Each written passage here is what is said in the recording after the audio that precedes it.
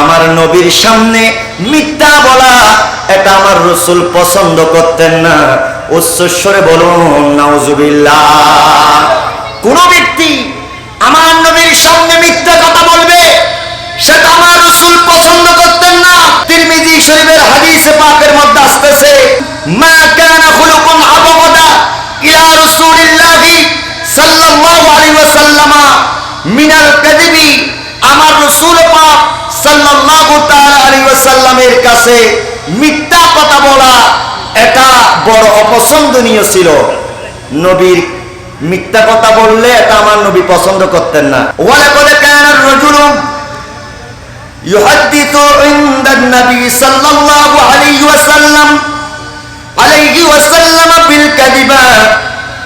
আল্লাহর নবীর সামনে যদি কেউ মিথ্যা কথা বলতো, রাসূলুল্লাহ সাল্লাল্লাহু তাআলা আলাইহি ওয়াসাল্লাম ফামা ইয়াজালু ফি নাফসিহি, আমার রাসূল সেই মিথ্যা কথা কেন বলল সেটা নিয়ে রাসূল সাল্লাল্লাহু আলাইহি সাল্লাম বড় পেরেশানির মধ্যে থাকতেন। আমার নবীর সামনে যদি কেউ মিথ্যা কথা বলতো, আল্লাহর প্রিয় নবীর সামনে যদি কেউ মিথ্যা কথা বলতো, আমার নবী চিন্তা করত কিভাবে সে মিথ্যা কথা বলতে পারলো, কিভাবে সে মিথ্যা কথা বলতে পারলো। নবীজি খেতে গেলে সেই পেরেশানি, নবীজি নামাজ পড়তে গেলে, নবীজি যেখানে যায় সেখানে সেই পেরেশানির মধ্যে থাকতো। কারণ আমার নবী চিন্তা করতেছিল মুসলমান কিভাবে মিথ্যা কথা বলতে পারে, মুসলমান কিভাবে মিথ্যা কথা বলতে পারে। আমার নবী ততক্ষণ পর্যন্ত সেই পেরেশানির মধ্যে থাকতো, সেই চিন্তার মধ্যে থাকতো, হাত্তা ইয়ালামা, যতক্ষণ পর্যন্ত সে জানতেন না আন্নাহু ক্বাদ আহাদাসা মিনহা তাওবা, যতক্ষণ পর্যন্ত তিনি জানতেন না যিনি মিথ্যা কথা বলেছেন ওই মানুষটা তওবা করেছে। নবীজির কাছে যদি কেউ এসে বলতো, ইয়া রাসূলুল্লাহ, নবী গো, আকা ইয়া হাবিবাল্লাহ, যিনি আপনার সামনে মিথ্যা বলেছিল, যিনি আপনার সাথে মিথ্যা কথা বলেছিল, যিনি আপনার সামনে মিথ্যা আলোচনা করেছিল, ইয়া রাসূলুল্লাহ, তিনি দুনিয়ার জমিনের মধ্যে আল্লাহ রাব্বুল আলামিনের কাছে তওবা করেছে। সুতরাং আমার নবী সেই কথা জানার পরে এরপরে আমার নবী ওই পেরেশানি থেকে মুক্ত হতো। জোরে বলুন সুবহানাল্লাহ। যতক্ষণ পর্যন্ত মুসলমান মিথ্যা কথা বলার পরে, যতক্ষণ পর্যন্ত ওই মুসলমান ওই মিথ্যা থেকে ফিরে আসে নাই, মিথ্যা থেকে তওবা করে নাই, আল্লাহ আমি মিথ্যা কথা বলেছি, আল্লাহ আমি আর জীবনে মিথ্যা কথা বলবো না, এই রকম বলে তওবা করে এই রকম ফিরে আসে নাই, সেই কবরটা আমার নবী যতক্ষণ পর্যন্ত জানতেন না ততক্ষণ পর্যন্ত আমার নবী পেরেশানির মধ্যে থাকতো, চিন্তিত অবস্থায় থাকতো। কারণ আমার রাসূল চিন্তা করত মুসলমান কেমনে মিথ্যা কথা বলে, আমার উম্মত কেমনে মিথ্যা কথা বলে। ও আমার গোয়াস তালুকদার বাড়ির ভাইয়েরা, বরং আমরা মিথ্যা ছাড়তে রাজি আছি না নাই? আর একটু জোরে বলুন, আছি না নাই? আমরা কি মিথ্যা ছাড়বো নাকি মিথ্যা কথা বলবো? জেনা করা যেমন কবিরা গুনাহ, সুদ খাওয়া হালাল না হারাম? জোরে বলুন। অনেকেই বলতেছে হালাল, হালাল কেউ বলছে? হালাল না হারাম? সুদ খাওয়া হালাল নাকি হারাম? সুদ খাওয়া হারাম করে দিয়েছেন কে? আল্লাহ রাব্বুল আলামিন সুদ খাওয়া যেমন ভাবে হারাম করেছেন, মদ পান করা যেভাবে হারাম করেছেন, তেমনি ভাবে মিথ্যা বলাকে হারাম করে দিয়েছেন কে? মিথ্যা কথা কোনো মুসলমান বলতে পারে না, মিথ্যার আশ্রয় কোনো মুসলমান নিতে পারে না। কারণ মিথ্যার আশ্রয় নেওয়া এটা মুসলমানের কাজ নয়, মিথ্যার আশ্রয় নেওয়া এটা হচ্ছে মুনাফিকের আলামত। উচ্চস্বরে বলুন নাউজুবিল্লাহ। রাসূলুল্লাহর হাদিস মুসলিম শরীফের সহিহ মুসলিম শরীফের 58 নম্বর হাদিসে পাক এবং বুখারী শরীফের 2459 নম্বর হাদিসে পাক। আমি রাসূলুল্লাহর একেবারে সহিহ হাদিস থেকে বলতেছি, কেউ যাতে পরবর্তী না বলতে পারে মিথ্যা কথা বলেছেন। কারণ মিথ্যা বলা আমাদের কাজ নয়, আমাদের কাজ হচ্ছে কোরআন এবং হাদিসে পাকের দলিল আপনাদের সম্মুখে পেশ করা, আর আপনাদের কাজ হচ্ছে আমল করা। আর মিথ্যা যারা বলে তারা কখনো আলেম হতে পারে না, তারা কখনো ইমানদার হতে পারে না, তারাই হচ্ছে মুনাফিক, তারা কখনো মুমিন হতে পারে না। ঠিক কিনা বলেন?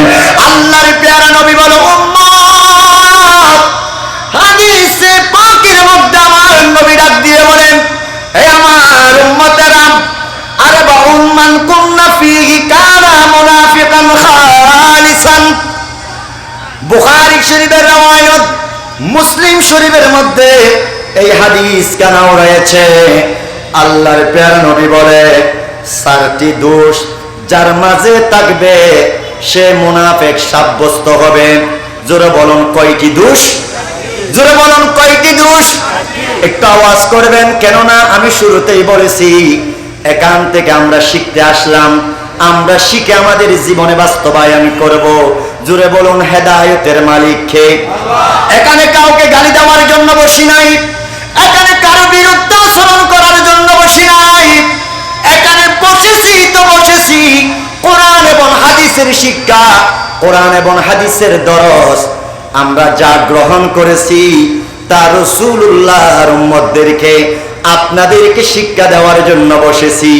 আল্লাহর প্যারা নবী বলে, চারটি অভ্যাস যার ভিতরে থাকবে সেই হচ্ছে প্রকৃত মুনাফিক। জোরে বলুন কি? কয়টি অভ্যাস? আরো জোরে বলুন কয়টি অভ্যাস? চারটি অভ্যাস যার ভিতরে থাকবে সে হচ্ছে প্রকৃত মুনাফিক। ওয়ামান কানাত ফীহি খাসলাতুন মিনহুন্না কানাত ফীহি খাসলাতুম মিনান নিফাকি হাত্তা ইয়াদাহা। বুখারী শরীফের রওয়ায়াত, মুসলিম শরীফের রওয়ায়াত। আল্লাহর নবী বলে, যে চারটি থেকে, যেই চারটি কাজ, চারটি বিষয় তার ভিতরে যদি পাওয়া যায় সে মুনাফিক সাব্যস্ত হবে। আর ওই চারটি থেকে যদি কোনো একটা চরিত্র তার ভিতরে থাকে, কোন একটা যদি চরিত্র তার ভিতরে থাকে, এটাই হচ্ছে মুনাফিকের আলামত। উচ্চস্বরে বলুন নাউজুবিল্লাহ। আমার মুসল্লি কেরাম বাবারা, গভীর মনোযোগ। আল্লাহর প্যারা নবী বলে, উম্মত, ওই চারটি কাজ থেকে যদি কোন একটি কাজ, কোন একটি অভ্যাস যদি তার ভিতরে থাকে সেও মুনাফিক হিসেবে গণ্য হবে। কতক্ষণ পর্যন্ত? যতক্ষণ পর্যন্ত তিনি হাত্তা ইয়াদাহা, ওই কাজ থেকে, ওই চারটা কাজের একটা কাজ যার ভিতরে রয়েছে, ওই কাজ থেকে যতক্ষণ পর্যন্ত ফিরে আসবে না ততক্ষণ পর্যন্ত সে মুনাফিক হিসেবে সাব্যস্ত হবে। জোরে বলুন নাউজুবিল্লাহ। আরেকটু জোরে বলুন নাউজুবিল্লাহ। কয়টা কাজ বলবো নাকি শেষ করে দেব? চারটা কাজ। প্রথম নম্বরের মধ্যে আসুন, আল্লাহর প্যারা নবীজি বলেন, উম্মত ইদা তুমিনা খানা। আল্লাহর প্যারা নবী বলতেছেন, উম্মত, দুনিয়ার জমিনের মধ্যে অনেক মানুষ আছে, বিশ্বস্ত মানুষ, যাদেরকে বিশ্বস্ত করার পরে, বিশ্বাস স্থাপনের পরে যারা বিশ্বাসঘাতকতা করে, এরকম মানুষ আছে না নাই? আরেকটু জোরে বলুন, আছে না নাই? এই মহল্লার মধ্যে, এই এলাকার মধ্যে নয় নয়, পুরো বিশ্বের মধ্যে এইরকম মুসলমান রয়েছে যাদেরকে বিশ্বাস করার পরেও যারা বিশ্বাস স্থাপন রাখতে পারে না, বিশ্বাস স্থাপন করতে পারে না, যারা বিশ্বাসঘাতকতা করে। রাসূলুল্লাহ বলেন, এই একটা কাজ যদি কোনো মানুষের ভিতরে পাওয়া যায় ওই মানুষটা মুনাফিক হিসেবে সাব্যস্ত হবে। জোরে বলুন নাউজুবিল্লাহ। আরেকটু জোরে বলুন। আপনাদেরকে কষ্ট হচ্ছে? এক নাম্বার পেয়ে গেলাম, আসুন দ্বিতীয় নাম্বার। রাসূলুল্লাহ সাল্লাল্লাহু আলাইহি ওয়াসাল্লাম বলেন, ওয়াইদা আদাবা কাযাবা, ওয়াইদা আদাবা কাযাবা। আল্লাহর প্যারা নবী বলেন, উম্মত রে, দুনিয়ার জমিনের মধ্যে যদি কোনো বান্দা যদি মিথ্যা কথা বলে, কি বলে? ওয়াইদা হাদ্দাতা ওয়াইদা হাদ্দাতা কাযাবা। রাসূলুল্লাহ বলেন কোন মানুষ যদি মিথ্যা কথা বলে, রাসূলুল্লাহর হাদিসে পাক বলেন কোন মানুষ যদি, কোন উম্মত যদি মিথ্যা কথা বলে, ওই মানুষটা মুনাফিক হিসেবে সাব্যস্ত হবে। বলুন এই রকম অসংখ্য মানুষ আমাদের এই দেশে আছে না নাই? আরেকটু জোরে বলুন আছে না নাই? আমার মুসল্লি কেরাম বাবারা, গভীর মনোযোগ। মিথ্যা আশ্রয় নাই, মিথ্যা কথা বলে। রাসূলুল্লাহর হাদিস বলে, মুসলিম শরীফের রওয়ায়াত 58 নম্বর হাদিসে পাক আমাদেরকে শিক্ষা দিচ্ছেন, যারা মিথ্যা কথা বলে, যারা মিথ্যা কথা বলে, ওই সমস্ত মৃত্যুকরা হচ্ছে মুনাফিক। জোরে বলুন কি?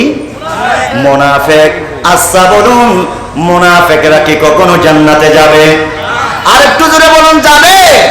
মুনাফিকরা কখনো জান্নাতে যাবে না, মুনাফিকদেরকে জাহান্নাম দেওয়া হবে। আমার মুসল্লি কেরাম বাবারা, আল্লাহ রাব্বুল আলামিনের নবীর হাদিস আমাদেরকে মুনাফিকের পরিচয় তুলে দিল। মুনাফিক হচ্ছে যারা মিথ্যা বলে, তারা মিথ্যার আশ্রয় নেয় তারা। আল্লাহ রাব্বুল আলামিন কোরআনুল কারীমের ভিতরে সেই মুনাফিকদের পরিচয় দিচ্ছেন এবং মুনাফিকদের স্থান আল্লাহ রাব্বুল আলামিন নির্ধারণ করে দিচ্ছেন। আমার মুসল্লি কেরাম বাবারা, আল্লাহ রাব্বুল আলামিনের পবিত্র কোরআনুল কারীম, আল্লাহ পাক রাব্বুল আলামিনের কোরআনুল কারীমের সূরা নিসার 145 নম্বর আয়াতে কারিমা। জোরে বলুন কয় নম্বর আয়াত? 145 নম্বর আয়াত সূরাতুন নিসা। গরে যদি কোরআন তাকে কোরআন নিয়ে বসে যান, মিথ্যা কথা বলার কোনো কারণ নাই। আপনি কোরআনের মধ্যে দেখুন মুনাফিকের পরিচয় আল্লাহ রাব্বুল আলামিন কি সুন্দরভাবে বয়ান দিয়েছেন। আল্লাহ রাব্বুল আলামিন মুনাফিকের পরিচয় এবং মুনাফিকদের স্থান সম্পর্কে আল্লাহ পাক বলেন, ইন্নাল মুনাফিকিনা ফিদ দারকিল আসফালি মিনান নার। আল্লাহ রাব্বুল আলামিন বলেন, ইয়া রাসূলুল্লাহ, নবী গো, আতা ইয়া হাবিবাল্লাহ, ইয়া রাসূলুল্লাহ, নিশ্চয়ই যারা মুনাফিক আপনার উম্মতের ভিতরে রয়েছে, আপনার মুনাফিক যারা আপনার উম্মতের ভিতরে রয়েছে, তাদের স্থান হচ্ছে জাহান্নামের নিম্ন স্তর। বলুন আমরা জান্নাত চাই নাকি জাহান্নাম চাই? জোরে বলুন আমরা কি চাই? মুনাফিকরা যাবে জাহান্নামে, ঈমানদাররা যাবে জান্নাতে।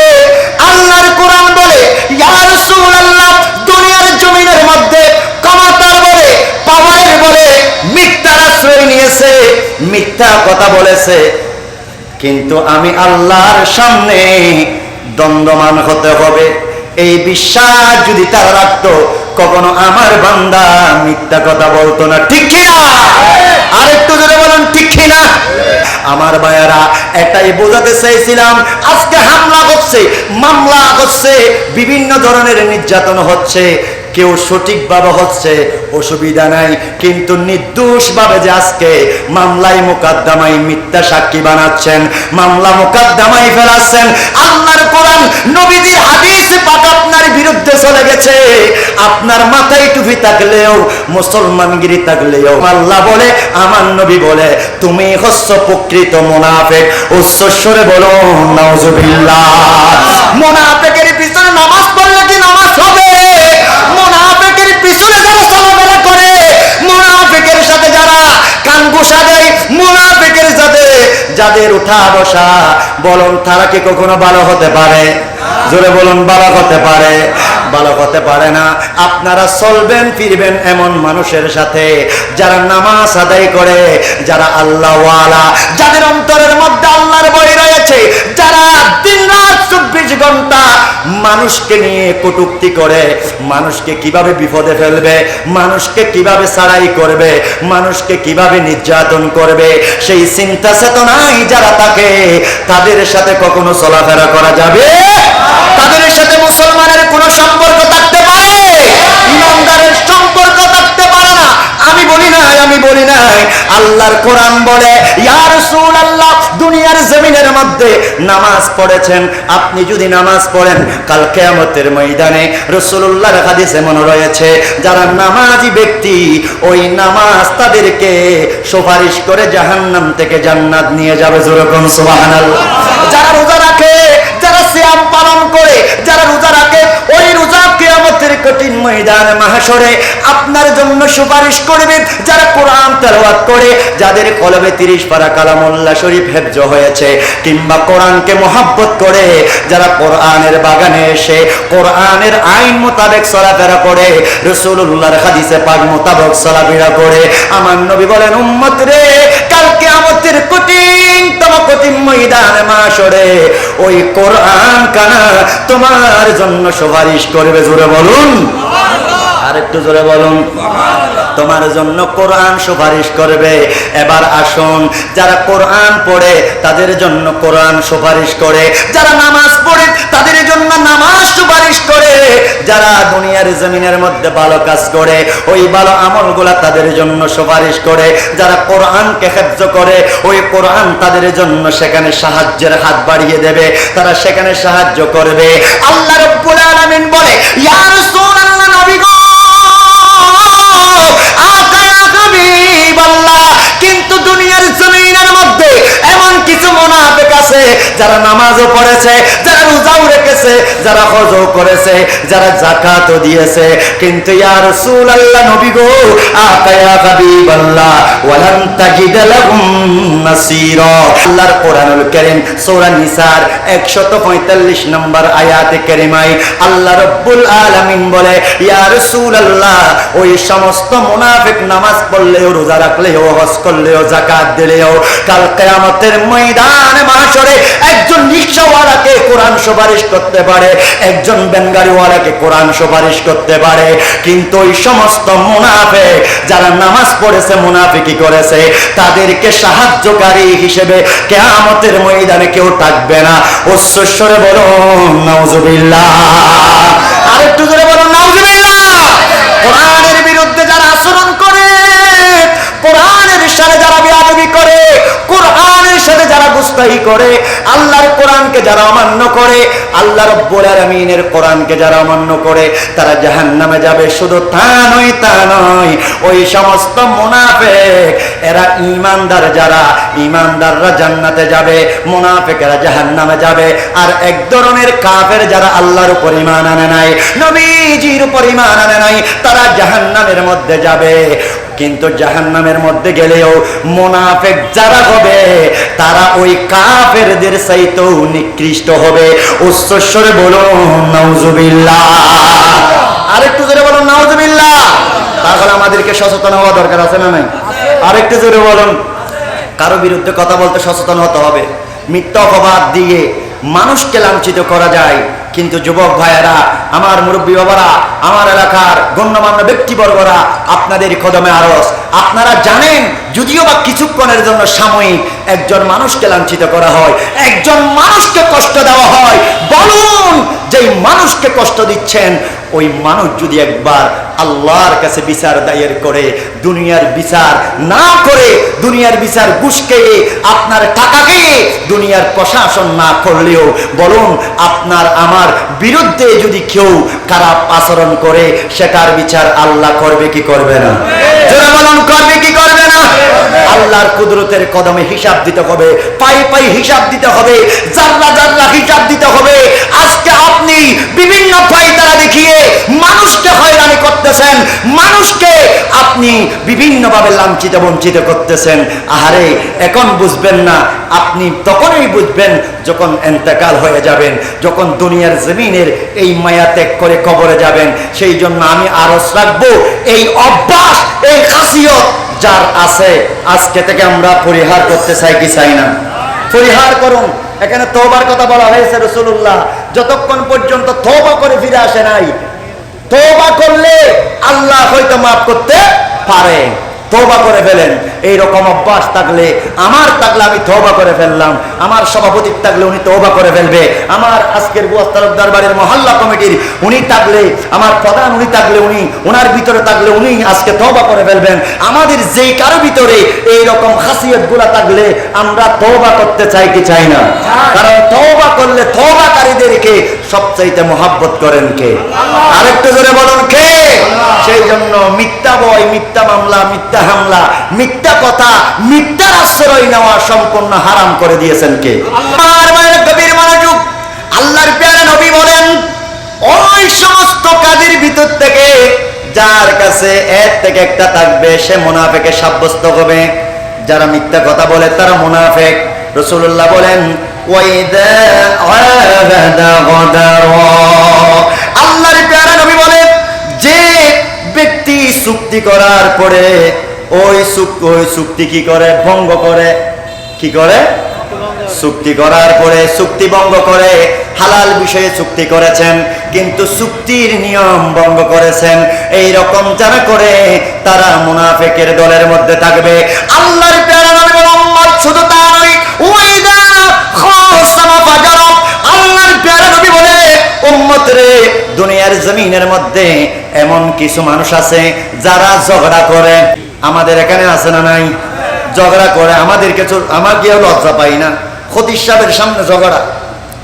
কত বড় বিয়াদব, কত বড় বিয়াদব বলে একজন আলেমের সামনে অসম্মানী করতে পারে। এইরকমও কিছু মানুষ রয়েছে। আমাদেরকে শুধরিয়ে যাওয়া দরকার আছে না নাই? আমরা শুধরে যাব। আল্লাহ হেদায়েত দান করুন, বলো না আমিন। কারণ মাহফিল হচ্ছে বছরে একবার, এটা হেদায়েতের জন্য।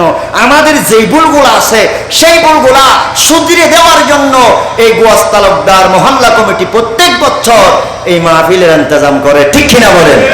আমাদের জীবন সুন্দর করার জন্য, আমাদের এক বছর, এই আগামী এক বছর আমরা কিভাবে আমরা চলবো, আমাদের জীবন কিভাবে অতিবাহিত করব, সেই জন্য এই গোয়াস তালুকদার বাড়ির পক্ষ থেকে প্রত্যেক বছরের নিয়ে আমার মা বোনেরা, প্রবাসী ভাইয়েরা এবং মসজিদ কমিটির আমার অসংখ্য ভাইয়েরা এবং এলাকার সর্বস্তরের মানুষ সবাই মিলে এই মাহফিল ইন্তজাম করে, যাতে আমাদের ভুলগুলা আমরা শুধরিয়ে নিতে পারি। আমাদের আগামী এক বছর আমরা যাতে ইহদিনাস সিরাতাল মুস্তাকিমের পথে চলতে পারি। আল্লাহ পাক সে আমাদেরকে কবুল করুন। প্রত্যেকে বলুন আমিন। আরেকটু জোরে বলুন আমিন।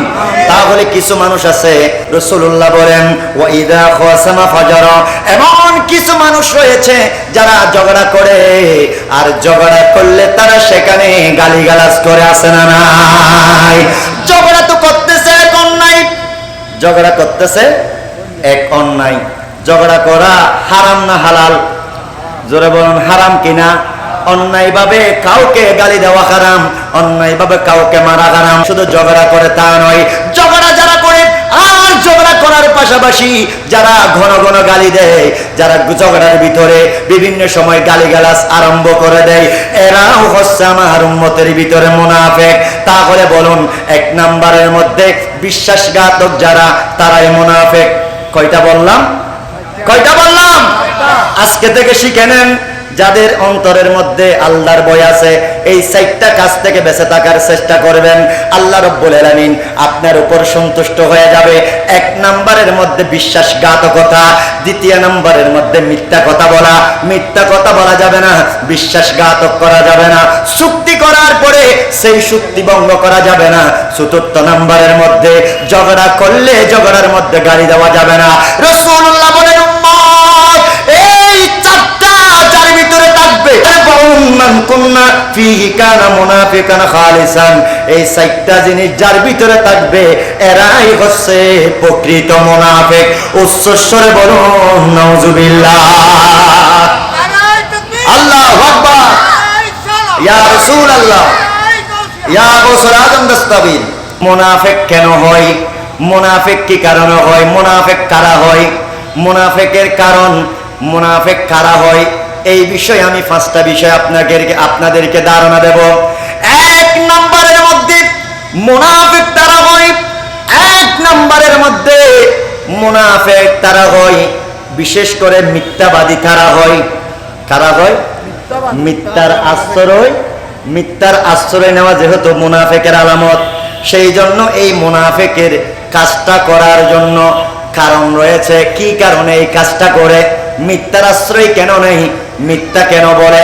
এক নাম্বারের মধ্যে মনে রাখবেন, ঈমান দুর্বল হওয়ার কারণে, ঈমানের মধ্যে সংকীর্ণতা থাকার কারণে, ঈমানের মধ্যে কমজোর থাকার কারণে, ঈমান ছোট হওয়ার কারণে, ঈমানের মধ্যে দুর্বলতা থাকার কারণে মুসলমান ঘন ঘন মিথ্যা কথা বলে। উচ্চস্বরে বলুন নাউজুবিল্লাহ। দ্বিতীয় নাম্বারের মধ্যে অতিরিক্ত মানুষের রাগ আছে না নাই? আর একটু জোরে বলুন, আছে না নাই?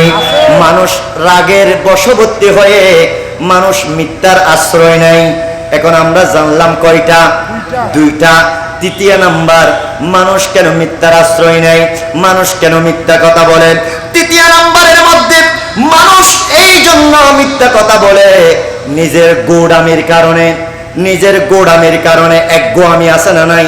কিছু মানুষ আছে এক গোয়ামি, সেটা হক হোক না হক হোক নিজের তাই টিকতে হবে, এই রকম সমাজে মানুষ আছে না নাই? এই রকম মানুষ যারা এই মিথ্যা এই জন্য বলে, মিথ্যা বলার কারণ হচ্ছে নিজের এক গোয়ামি করা, নিজের গোড়ামি করার কারণে মানুষ মিথ্যা কথা বলে। আসুন এবার 4 নম্বরের মধ্যে, নিজেদের মধ্যে অন্যদেরকে আকর্ষণ করার জন্য, নিজেদের মধ্যে অন্যদেরকে আকর্ষণ করার জন্য মানুষ মিথ্যা কথা বলে। এই রকম মানুষ সমাজে আছে না নাই? নিজে কথা বলতেছে, সবাই তার দিকে হা করে বসে আছে, সে বলতেছে সবগুলা মিথ্যা কথা। আমাদের সমাজে এমন কিছু মানুষ আছে, নামাজ কোন দিকে যাচ্ছে তার কোনো খবর নাই, মিথ্যা কথা বলতে বলতে সবাই একসাথে জোড়াও হয়ে যায়, সবাই একসাথে জোড়াও হয়ে তার মিথ্যা গল্পগুলা শুনতেছে। কারণ মিথ্যা কথা বানিয়ে বানিয়ে বললে মানুষের থেকেও ভালো লাগে, মধুর লাগে, সেই জন্য মানুষও তার বক্তব্যগুলা শুনতেছে। এই জন্য নিজেকে প্রকাশিত করার জন্য, নিজেকে অন্যরা নিজেদের দিকে আকর্ষণ হওয়ার জন্য মানুষ মিথ্যার আশ্রয় গ্রহণ করে। 5 নম্বরের মধ্যে মানুষ কি জন্য মিথ্যার আশ্রয় গ্রহণ করে? 5 নম্বরের মধ্যে এসেছে, মানুষ এই জন্য মিথ্যার আশ্রয় গ্রহণ করে নিজেকে বড় বলে জাহির করার জন্য। বলুন এই রকম সমাজে মানুষ আছে না নাই? নিজেকে বড় মনে করা, নিজেকে কি মনে করা? বলুন, নিজেকে যে বড় বলে সে বড় নয়, নিজেকে যে বড় বলে বড় সে নয়, লোকে যাকে বড় বলে সে বড় হয়। ঠিক কিনা বলে? নিজে নিজে বড় বললে হবে না, নিজে নিজে ক্ষমতান বলবান বললে হবে না, নিজে নিজে পাওয়ারফুল বললে হবে না, বড় বলতে হবে মানুষ থেকে। জ্ঞান নিজে নিজে বড় জ্ঞানী মনে করলে হবে না, অন্যজনকে আপনাকে জ্ঞানী মনে করতে হবে। নিজে নিজে জ্ঞানী মনে করা, নিজে নিজে বড় মনে করা, নিজে চাইলে অনেক কিছু হয়, আমি চাইলে এটা করতে পারি, আমি চাইলে এটা করতে পারি। এই রকম সমাজের মধ্যে অসংখ্য কুখ্যাত ব্যক্তিরা আছে না নাই? জোরে বলুন, আছে না নাই?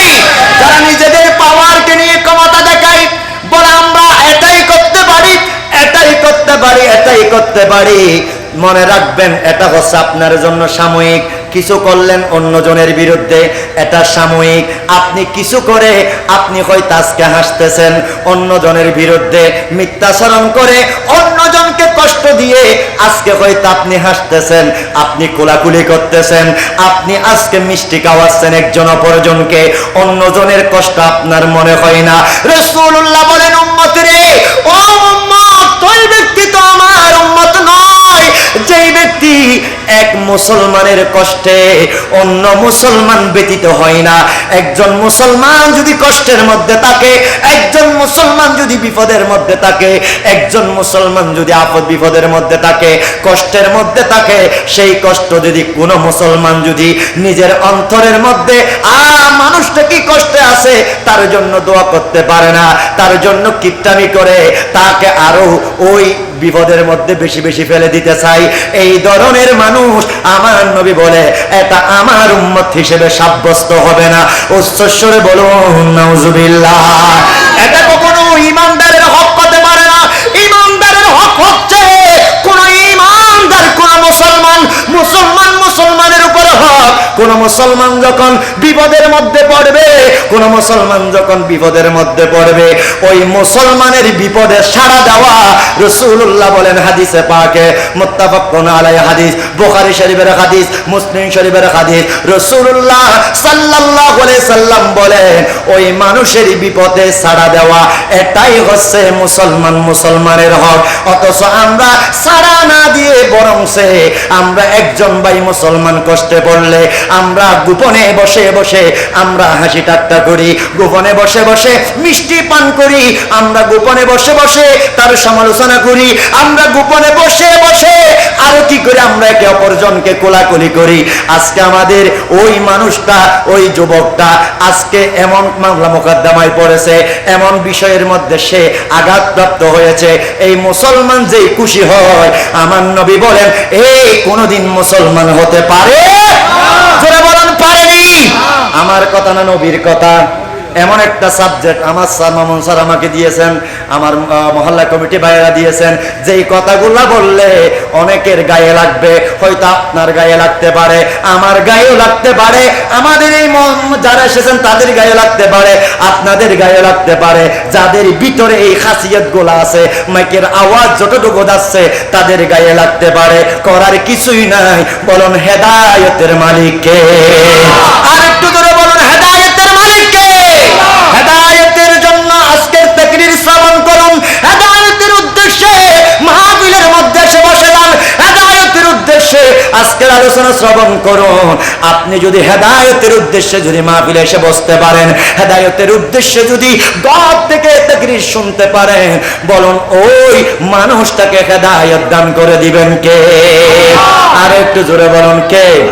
তাহলে বলতে চেয়েছিলাম ওই সমস্ত মানুষ নিজেকে অন্য যখন বিপদে পড়ে, নিজেকে বড় মনে করে, নিজেকে জাহের মনে করে, নিজেকে জাহের করার জন্য, প্রকাশ করার জন্য, আমি দেখো কি নাই পারি, আমি যেন কি নাই করতে পারি, এই রকম নিজেকে জাহের করার জন্য মানুষ মিথ্যার আশ্রয় গ্রহণ করে। উচ্চস্বরে বলুন নাউজুবিল্লাহ। আরেকটু জোরে বলুন নাউজুবিল্লাহ। এখন আমরা এই মিথ্যা থেকে বাঁচবো ইনশাআল্লাহ। বলেন জোরে বলেন ইনশাআল্লাহ। এইরকম মিথ্যাচার থেকে আমরা বাঁচবো। আল্লাহ পাক আমাদেরকে বাঁচার তৌফিক দান করুন। আর একটু জোরে বলুন আমিন। আর একটু জোরে বলুন আমিন। এইরকম মিথ্যা যারা বলে, মিথ্যা যারা কথা বলে, এই সমস্ত মিথ্যাচারের বিরুদ্ধে আল্লাহ পাক রব্বুল আলামিন কোরআনেও অসংখ্য আয়াতে কারিমা নাজিল করেছেন। মিথ্যাটা তো এমন ভাবে মিথ্যা নয়, আমরা তো একে অপরকে পাঠানোর জন্য অনেক মিথ্যা বলি। রাসূলুল্লাহ বলেন শুধু তা নয়, এরকম মিথ্যা নয়, রাসূল বলছেন কোন মানুষকে কিছু দেওয়ার আশ্রয় দিও, কিছু দেওয়া আশ্রয় মানে আসো আমি তোমাকে কিছু দেব। আমরা ছোট ছেলেদেরকে বলি না, জোরে বলেন বলি কিনা, বাবা আসো, এভাবে মুঠ আমরা মেরে থাকি। মুঠ মেরে কেন আমরা কিছু একটা নিলাম, নিই বা না নি। রাসূল বলতেছেন এভাবে মুঠ মারার পরে আপনি একজন ছোট সন্তানকে ডাকছেন, ডাকার পরে বলতেছেন বাবা আসো। যদি আসো বলে সেই ছোট শিশু আপনার নিকটে যদি ফিরে আসে, ওই বস্তু এই যেই আপনি হাতের মধ্যে নিয়েছেন যে খাদ্য, ওটা নেওয়ার জন্য, যদি ওই ছেলেটা আসার পরে আপনার এই মুঠের মধ্যে যদি খাদ্য না থাকে, সেটাও মিথ্যা হিসেবে পরিগণিত হবে। উচ্চস্বরে বলুন নাউজুবিল্লাহ। কারণ ওই ছেলেকে কি দেখাইয়েছেন? মিথ্যার আশ্রয় দিয়েছেন, মিথ্যা কথা বলেছেন, যে খাওয়ার আসে বলে এই ছেলেকে আহ্বান করেছেন। রাসূলুল্লাহ সাল্লাল্লাহু তাআলা আলাইহি ওয়াসাল্লামের হাদিস, মিথ্যা কথা বলা নয়। আল্লাহর প্যারা নবীর হাদিসে পাক, আবু দাউদ শরীফের হাদিস 4991 নম্বর হাদিস। বলুন কয় হাজার? 4991 নম্বর হাদিস। আল্লাহর প্যারা নবী রাসূলুল্লাহ সাল্লাল্লাহু আলাইহি সাল্লামের হাদিসে পাক, আন আব্দুল্লাহ ইবনে আমির, হযরত আব্দুল্লাহ ইবনে আমির রাদিয়াল্লাহু তাআলা আনহু قال, তিনি বলেন দাআতনি উম্মি ইয়াওমান, একদিন আমার মা আমাকে ডাকলো, আমার মা আমাকে ডাকলো, আমার মা দাআতনি উম্মি ইয়াওমান ওয়া রাসূলুল্লাহি সাল্লাল্লাহু আলাইহি ওয়াসাল্লাম কাঈদুন ফি বাইতিনা, আমার মা আমাকে ডাকলেন, আমার মা আমাকে এভাবেই ডাকলেন কিছু দেওয়ার জন্য। সেদিন আমি দেখতে পেলাম, সেদিন আমার রাসূল আমার ঘরের মধ্যে ছিলেন। উচ্চস্বরে বলুন সুবহানাল্লাহ। আর একটু জোরে বলুন সুবহানাল্লাহ। রাসূলুল্লাহ হাদিসে পাকের মধ্যে আমার ভাইরা আবু দাউদ শরীফের 4993 নম্বর হাদিস, সহিহ হাদিস থেকে তেলাওয়াত হচ্ছে। হযরতে আব্দুল্লাহ ইবনে আমির রাদিয়াল্লাহু তাআলা বলেন, আমি এবং সেদিন দেখতে পেলাম আমার রাসূল আমার ঘরের মধ্যে ছিলেন। রাসূলুল্লাহ যখন ঘরের মধ্যে ছিলেন তখন ফাকালাত হা তাআলা ওতিকা, আমার মা আমাকে এভাবে আহ্বান করলেন কিছু দেওয়ার জন্য। আমার মা আমাকে যখন হাত টানলেন কিছু দেওয়ার জন্য, এভাবে যখন হাত টানলেন, গভীর মনোযোগ, হাত টানার পরে লাহা রাসূলুল্লাহ সাল্লাল্লাহু তাআলা আলাইহি ওয়াসাল্লাম ওয়া মা আরাদতি আন তুতিহি রাসূলুল্লাহ সাল্লাল্লাহু আলাইহি সাল্লাম আমার মাকে জিজ্ঞাসা করলেন, তোমার সেই হাতের মধ্যে কি রয়েছে? তুমি কি দেওয়ার জন্য তোমার সন্তানকে আহ্বান করতেছ? তোমার হাতের মধ্যে কি কিছু রয়েছে? এটা আল্লাহর রাসূল প্রশ্ন করলেন হযরত আব্দুল্লাহ ইবনে আমির রাদিয়াল্লাহু তাআলা আনহুর আম্মা জানকে। প্রশ্ন করার পরে